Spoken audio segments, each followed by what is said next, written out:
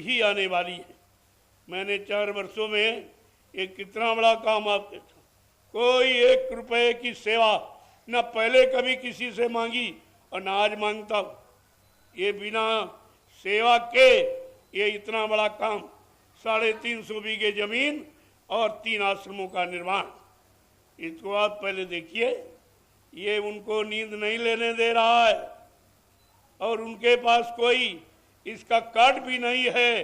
अब तो मैंने प्रेमियों के सामने एक स्पष्ट ये प्रमाण प्रस्तुत कर दिया कि ये सब झूठ है। जो प्रचार हुआ वो सब झूठ है। मैं चैलेंज के साथ कह सकता हूं कि 17 अक्टूबर 2017 को हाई कोर्ट ने ये फैसला दे दिया कि बाबा जी अभी जीवित हैं। कहाँ जाओगे तुम भग के? मैं तुम्हारे पीछे ही खड़ा हूँ, कहाँ जाओगे? तुम्हारे लिए मैंने सारे रास्ते बंद कर दिए। अब तुम कहीं निकल नहीं सकते हो। अब तो बात बहुत आगे बढ़ गई। अब तो मेरे साथ करोड़ों लोग हो गए, एक भी नहीं था, करोड़ों। और ये सब उधर ही थी, इधर कोई नहीं था।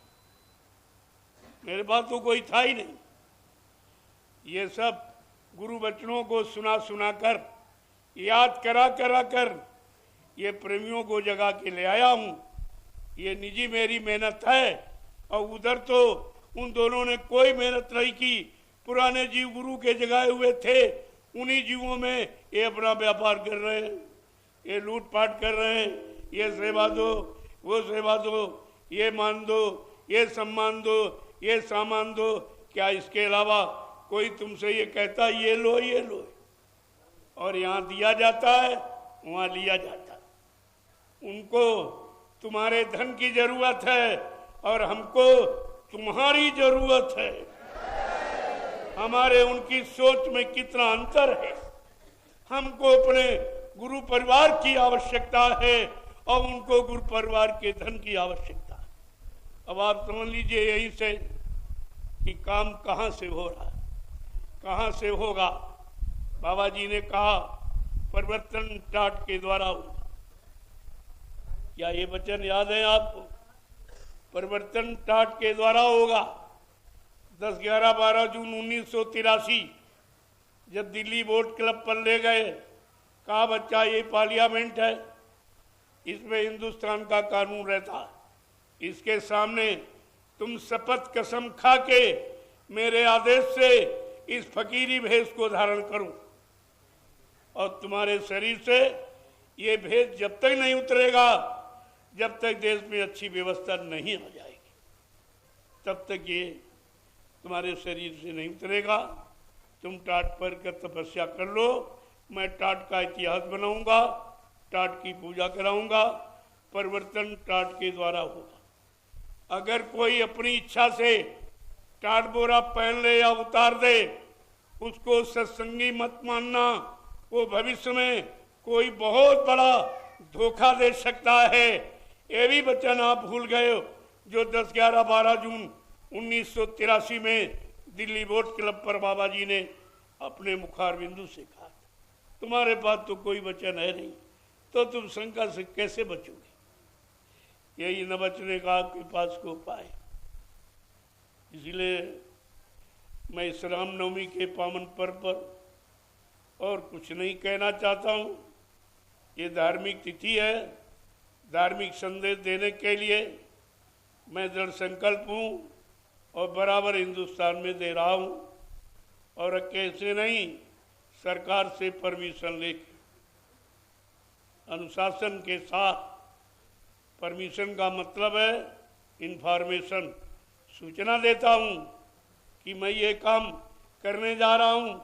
भारत की जनता के आगे संतों की, गुरुओं, सदगुरुओं, अनामी महाप्रभु के सारे वचनों को खोल के कहने जा रहा हूँ। तब मैंने वचनों को प्रसारित किया है, चोरी से नहीं। मीडिया पत्रकार आती है, सुनती है, लेकिन चली जाती। हमने कहा भाई तुम्हारे अगर कलम में स्याही और कागज में जगह और तुम्हारे अगर हिम्मत है तो मेरा यह आध्यात्मिक संदेश छाप दीजिए। लेकिन तुम छाप नहीं सकते हो, क्यों? तुम गुलाम के गुलाम हो। गुलाम में तो कुछ हिम्मत होती है, लेकिन गुलाम का गुलाम चाकर जिसको रोटी के सिवा कुछ नहीं, इसके अलावा कुछ नहीं मिलता। और मैंने अभी एक प्रार्थना और की है भारत सरकार से, और आज भी कर रहा हूँ।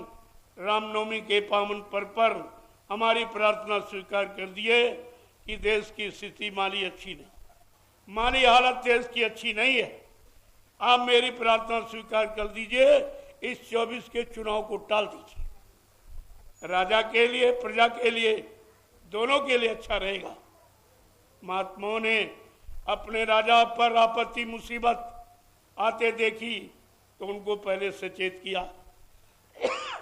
जो लोग मान गए उनका तो काम हो गया, और नहीं माने वो मारे गए। इतिहास में बता रहा हूं, मैं बराबर ये कहता हूं कि देश की हालत बहुत खराब, इतना कर्जा ला दिया है कि एक व्यक्ति पर, जो पहले हमने आपको बताया था 20-25 साल पहले कि जो बच्चा माँ के पेट में है और वो जब बाहर आएगा तो यानी मतलब कितने करोड़ रुपए का कर्जदार बन के जन्म ले, तब बताया था सारा किया। तब से तो बहुत समय निकल गया। कर्जे के सिवा इनके पास कोई योजना नहीं है। उस कर्जे से पूरा नहीं पड़ रहा तो ये टैक्स, ये महंगाई, ये बेरोजगारी, ये गरीबी, यानी ये सब क्या। अरे जब भारत देश आज़ाद हुआ था तो आज़ादी की खुशहाली के लिए जो भारतीय संविधान सप्त ऋषियों के द्वारा लिखा गया वो तो गुप्त कर दिया। ये 20 सूत्री कार्यक्रम को भारत का संविधान बताते, हम इसको मानने को तैयार नहीं है। हमारा दूरदर्शी ही असलियत में, हमारा दूरदर्शी ही भारत का सच्चा संविधान है। आज नहीं तो कल लागू हो जाएगा। जिस दिन दूरदर्शी व्यवस्था लागू हो जाएगी, जन जन में सुख शांति, वो हिंदुस्तानी नहीं सारे विश्व की सुख शांति होगी। ऐसी दूरदर्शी व्यवस्था ये महापुरुषों के द्वारा यानी खड़ी की गई। आज समझते तो कहीं चली गई है। जब बाबा जी ने कहा कि मैं आपको भी मौका दे रहा हूँ, जितने राजनीतिक लोग, मैं सबको मौका दे रहा हूँ कि जब तक हमारी दूरदर्शी नहीं आती, आप अच्छे से अच्छा और अपने स्वार्थ रोलत का जो भी काम करना चाहते हो करो। मेरी दूरदर्शी की तारीख और शुभ घड़ी मुहूर्त सब निश्चित है, दिन तारीख सब निश्चित है। जब तक वो नहीं आ रहा तब तक आपको मौका दे रहा, और जिस दिन आ जाएगी ये सब व्यवस्था समेट के एक किनारे कर दी जाए। ये उनाव चुनाव कुछ नहीं, सरकार का नामो निशान नहीं, एमपी मेरे विधायक नाम नहीं रहेगा। इन नाम से आपने बहुत बदनाम देश को किया है, यानी मतलब इसलिए ये सब कुछ नहीं रहे। एक नवीन व्यवस्था का सूत्रपात होगा जो मानव की बुद्धि के परे है। ना मानव सोच सकता है, ना मानव विश्वास कर सकता है, ना मानव करके दिखा ही सकता है। उस व्यवस्था का नाम है दूरदर्शी। अभी आप क्या समझे, तमाम लोग बीच में खड़े हो गए, हम सचिव ले आएंगे, हम ये कर देंगे, वो कर देंगे। तो हमने कहा हम कब मना करते, अरे भाई करके दिखा दीजिए आप। लेकिन ये तुम्हारी बस की बात नहीं है। ये परिवर्तन कलयुग का इंसानों की बस की बात नहीं, इंसान के द्वारा नहीं होगा, वो महापुरुष के द्वारा, वो महाशक्ति के द्वारा होगा। अवतारी शक्ति नहीं, महाशक्ति। अभी महाशक्ति के बारे में आपको जानकारी नहीं है कि महाशक्ति अवतारी शक्ति में कितना अंतर होता।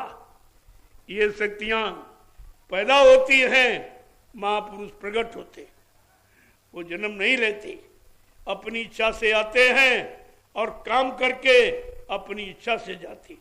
ना उनको यहाँ किसी ने भेजा और ना से यहाँ से कोई उन्हें ले जा सकता है।